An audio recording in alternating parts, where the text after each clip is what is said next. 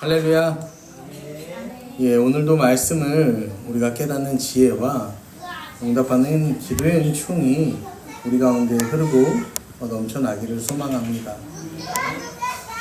우리는 오늘 이 로마서의 말씀, 특별히 로마서 1장 16절, 17절 이 말씀을 우리가 함께 살펴보는 시간을 갖고자 합니다. 이 말씀은 이 로마서의 이 주제, 이 핵심 성구라고도 우리가 잘 알고 있죠. 내가 복음을 부끄러워하지 아니하노니 이 복음은 모든 믿는 자에게 구원을 주시는 하나님의 능력이 되니라. 먼저는 유대인에게요 그리고 헬라인에게로다. 복음엔 하나님의 의가 나타나서 믿음으로 믿음에 이르게 하나니 기록된 바 오직 의인은 믿음으로 말미암아 살리라 함과 같으니라. 오늘 바울은요 우리에게 이렇게 말합니다. 내가 복음을 부끄러워하지 아니하오니 라고 말합니다. 여러분, 저는 이 부끄러움이 굉장히 많은 사람입니다. 저는요 낯을 굉장히 많이 가려요. 낯을 진짜 많이 가려요. 그래서 몇 년을 봐야 이제 낯을 좀 안 가리는구나 그런 정도가 되는 거죠. 그래서 제가 오해를 많이 사요. 이렇게 저랑 한 1년, 2년 뭐 이렇게 사역을 같이 하는 분들은 제가 화가 나 있는 줄 알아요. 제가 화가 나 있는 줄 아는데 그게 아니라 이게 낯을 가리느라고 이게 표정도 그렇고 말도 잘 안 하고 이제 그런 거예요.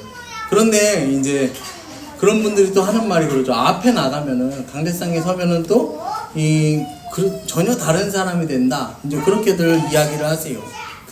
여러분, 오늘 이 바울이 말하는 복음을 부끄러워하지 않는다라는 표현은요, 바꿔서 말하면요, 복음 앞에서 부끄러운 사람들이 있었다는 거예요. 저는 이 복음 앞에서는 부끄럽지가 않으니까 저도 이 앞에서는 막 말을 하는 거예요. 근데 여기만 내려서면 어때요? 이제 다시 부끄러워지는 거예요. 다시 부끄러워지는데, 여러분, 하나님의 복음, 우리 지난주에 들었잖아요. 하나님의 복음, 긴급한 그 복음, 완전한 복음, 여러분, 복음이요 전해집니다. 그 하나님의 복음, 완전한 복음, 긴급한 복음, 이 순전한 복음, 이 복음이 전해지는데, 이 복음이 전해져서 하나님의 사람으로 거듭나고 결단하는 인생들에게 문제가 생겼어요. 그 문제가 뭐냐면 복음을 부끄러워하는 일이 생겼다라는 거예요. 자, 여기서 부끄럽다라는 표현은 말 그대로 그냥 이 부끄럽다라는 게 아니에요. 진짜 뭐 부끄러워서 쳐다도 못 보고 말도 못 거는 그런 부끄러움을 말하는 게 아니라, 여러분, 세상 사람들 앞에서 신앙을 드러내는 태도의 문제다라는 거예요. 바울이 이 로마 교회에 쓴 편지가 뭐죠? 로마서예요. 그래서 우리가 서신서를 읽을 때는 이 편지가 가지는 뭐를 알아야 된다고 했죠? 분위기를 알아야 된다라고 말씀을 드렸어요. 여러분, 로마 교회 성도들이 가지고 있는 그들의 공동체의 분위기는 어땠을까요? 로마 제국 안에서 복음을 믿는다는 게 과연 어떤 의미였을까요? 이 로마서가 쓰여진 시기는 이 네로 황제의 통치 초기 시대입니다. 그러니까 이 국가적인 대규모 종교 박해는 이 60년대 이후에 이 로마 대화재 이후에 일어나는 일이거든요. 그러니까 그렇지만 지금도요 이미 이 교회 그리스도인들은요 사회적인 조롱과 박해를 받았고 심할 경우에는 이 생명의 위협까지도 받는 박해가 로마 교회 교인들에게 종종 있었다라는 것이죠. 여러분, 바울이요 로마서를 쓰는 시점이 언제냐면요 브리스길라와 아굴라를 만나고 그 이후에 보내는 편지입니다. 그러니까 로마 교회 안에 닥친 박해로 인해서 떠나온 이들을 통해서 소식을 듣고 쓰는 편지예요. 그래서 이 로마 교회 안에 있는 문제들을 우리가 잘 아는데 어떤 문제죠? 첫째로는 유대파 그리스도인들과 헬라파 그리스도인들의 이 대립이 있었죠. 왜냐하면 유대파 그리스도인과 헬라파 그리스도인들의 가치관이 서로 다른 거예요. 그러니까 여기서 대립이 생기죠. 그 다음에 각종 루머가 있습니다. 초대교회가 겪었던 수많은 루머 중에 하나가 뭐냐면 인육을 먹는다라는 거죠. 사람 고기를 먹는다, 사람 피를 먹는다. 왜 그랬을까요? 예수님이 이 떡을 떼면서 뭐라고 하셨어요? 이게 내 몸이다. 그 다음에 이 포도주를 마시면서 이건 또 뭐래요? 이거 내 피다. 그러니까 야, 이게 사람의 몸과 사람의 피를 먹는다라는 괴소문이 도는 거죠. 그 다음에 또 교회 안에, 로마 교회 안에 무질서한 모임이 있다. 무질서한 모임이 뭐냐면은 성령으로 충만하니까 이 사람들이요 뭐 하는 거예요? 밤이고 낮이고 새벽이고 하나님 앞에 나와서 예배하는 거야. 근데 그걸 보고 뭐라는 거예요? 무질서하다는 거죠. 막 그냥 지들 맘대로 그냥 맨날 저런다는 거야. 그래서 교회가, 로마 교회가 가정과 국가를 파괴한다라는 비난을 받았습니다. 그런 것뿐만 아니라 모욕과 배척과 경제적인 어떤 손해와 소송 등의 이 문제가 로마 교회 안에 있었죠. 딱 교회를 짚어서 악의 축이다. 이렇게 딱 짚어서 얘기하지는 않았지만요. 교회는 사회적으로 잠재적 불안 요소를 가진, 그리고 문제가 생기잖아요. 그러면은 또 교회 놈들이지. 이런 사회적 분위기가 있었다라는 것을 여러분 아셔야 돼요. 여러분, 그러니까 복음을 부끄러워하는 자들이 생겨나는 거예요. 사실 우리도요, 여러분, 복음을 부끄러워하는 시대를 살고 있죠. 여러분 생각해 보세요. 누가 우리한테 이렇게 얘기하는 거예요. 내가 당신에게 10억을 주겠습니다. 10억을 줄 테니까 교회를 다니지 마세요. 여러분, 그러면요, 우리는 어떻게 할 수 있을까요?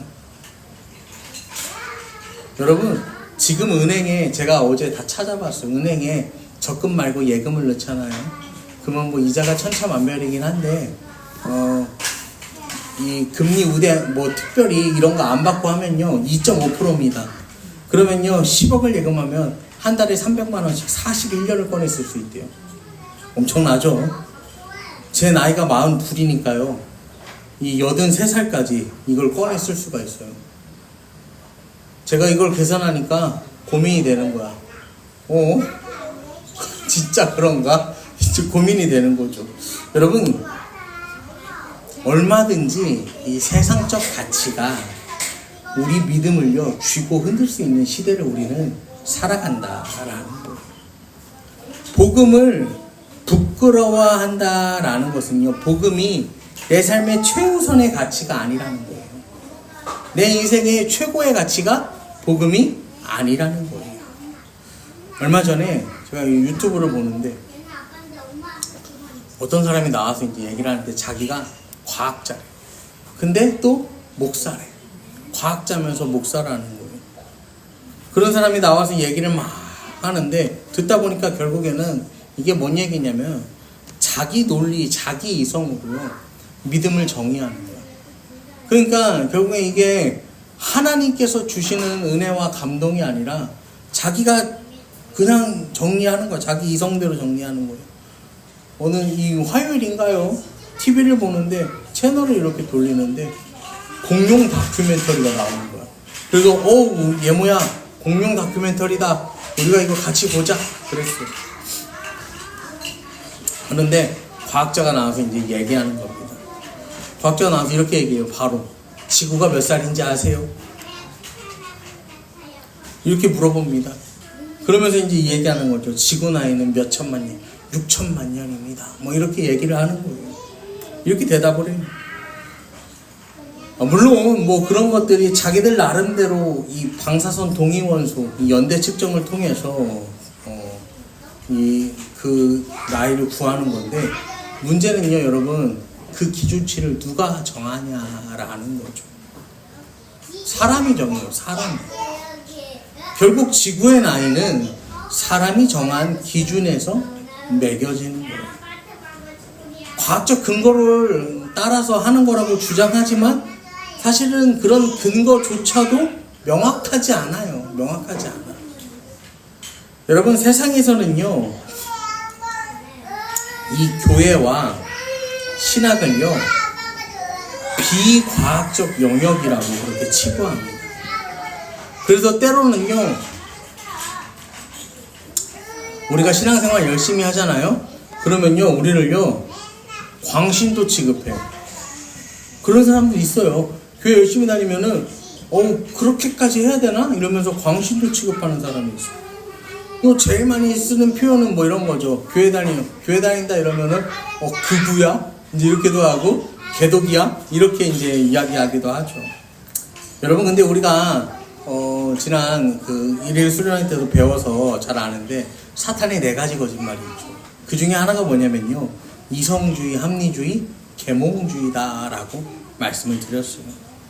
그런데 우리는요, 내가 비이성적인 사람이 될까봐, 비합리적인 사람이 될까봐 학교에서, 직장에서, 사회에서요, 자기를요, 자기 신앙을 숨깁니다. 꽁꽁꽁꽁 싸매는 거예요. 밥 먹을 때도 기도 안 하고, 교회 다니는 티도 안 내려고 노력하고. 여러분 생각해 보세요. 교회 다니는 티 내려고 노력해요, 안 내요? 막 그래. 그 다음에 예전에는 길을 다니면은, 도로를 다니면은 극동방송 스티커 붙인 차가 어마어마하게 많았어요. 아니면 뒤에다가 물고기 붙이고 다니는 차도 되게 많았어. 여러분 요새 그런 차 보세요? 못 봐. 요새 그런 차 못 봐요. 요새 극동방송 스티커 붙어 있는 거는 교회 봉고차 아니면은 굉장히 오래된 차. 그러니까 예전에 붙여놓고 그냥 쭉 타시는 분들. 이렇지 요새는 그런 차 없어요. 왜요? 그만큼 뭐 하는 거예요? 드러내지 않는 시대가 된 거예요. 드러내지 않는 시대가 된 거예요. 교회도요, 사람들이 요즘 젊은 세대는요, 여러분 무슨 교회 많이 가는지 아세요? 요즘 젊은 사람들은 무슨 교회 많이 가는지 아세요? 다 맞아요. 온라인 교회, 주일날만 하는 교회가 교회 티가 안 나는 교회를 선호합니다. 그래요. 교회 티가 안 나는 교회를 선호해. 여러분, 우리 전통교회의 모습들은요, 이제요, 굉장히 어떤 면에서 보면요, 가슴 아프게 돼요. 어떤 교회, 우리 지방의 어떤 교회는 65세로 어버이 주일을 선물을 드린다고 했더니 80명이 나왔대. 그래갖고 70세로 올려가다가 안 되겠다, 75세까지 올리자, 이제 이런 얘기가 나온다는 거예요. 왜냐면은 너무 이 교회가 어떻게 되는 거예요? 고령화가 되니까. 여러분, 그런 거예요. 선거철 되면은 여기 이 선거에 나오는 후보들이 다 뭐라고 합니까? 다 자기들 교회 다닌다고 얘기하죠. 다 자기들 교회 다닌대. 그래서 어떤 굉장히 유명한 정치인은 자기가 집사라고 그랬단 말이에요. 그래서 그 교회에 취재를 했어. 그랬더니 그 교회에서는 등록은 하셨었는데 잘 안 나오셔서 제적이 된 상태입니다 라고 이야기를 한 거죠. 그래서 다시 인터뷰를 한 거야. 그러면은 집사라고 하셨는데 언제 집사가 되셨습니까? 그랬더니요, 그 사람이 그랬어. 정식 집사는 아닙니다. 이렇게 얘기했대요. 여러분, 그리스도인이요, 복음을 부끄러워하니까 세상이요, 복음을 만만하게 보는 거예요. 여러분, 우리가 복음을 부끄러워하잖아요. 그러면요, 내 가족이요, 내 주변 사람들이요, 복음을 만만하게 봐요. 여러분, 바울은요, 세상이 만만하지 않은 시대를 살았어요. 굉장히 야만적이고 원초적인 시대죠. 여러분, 로마의 콜로세움 아시잖아요. 이 콜로세움이 이 로마의 하나의 통치 수단이었단 말이죠. 그런데요, 여러분, 저도 콜로세움이 이제 세계 여러 개 막 있어요. 세계 여러 개 있는데, 로마에 있는 콜로세움 가봤지만, 여러분, 여기서요, 얼마 전에 뉴스 보니까 그랬죠. 여기 세계 각지에 콜로세움이 발굴하다 보니까 이런 게 나오는데, 맹수의 유해가 엄청 나와. 그러니까 이게 뭐야? 사람과 맹수의 대결인 거죠. 그 다음에 또 어떤 게 봤는데, 며칠 전에 뉴스에 봤는데, 북극곰의 유해도 나왔대. 그럼 북극곰은 진짜 크거든요, 여러분. 근데 그 북극곰이랑 사람이랑 뭐 하게 하는 거예요? 싸우게 하는 거야. 그게 하나의 유익거리가 되던 시대, 굉장히 원초적이고 야만적인 시대. 바울이 그 시대에 만만하지 않은 도시 로마예요. 로마. 여러분, 로마는요 가나안 같은 곳이에요. 모든 우상의 총본산 같은 곳이에요. 왜냐하면 황제 스스로가 내가 신이다라고 말하는 도시잖아요. 여러분, 그 만만하지 않은 도시에서 만만할 수 없는 황제 앞에서요, 바울은 복음을 부끄러워하지 않았다라는 거예요. 여러분, 지금도요 바울이 살던 시대처럼 만만한 시대입니까? 만만하지 않은 시대입니까? 만만하지 않은 시대예요. 우리 만만하지 않은 도시에 살고 있어요. 그리고 만만할 수 없는 사람들 앞에서 살아가요. 그런데요, 그 사람들 앞에서 우리가 복음을 부끄러워하는 것이 아니라 바울처럼요, 복음을 부끄러워하지 아니할 힘이 우리에게 필요하다라는 것입니다. 여러분, 그 복음이 오늘 바울이 말하는 부끄러워하지 않는 복음입니다.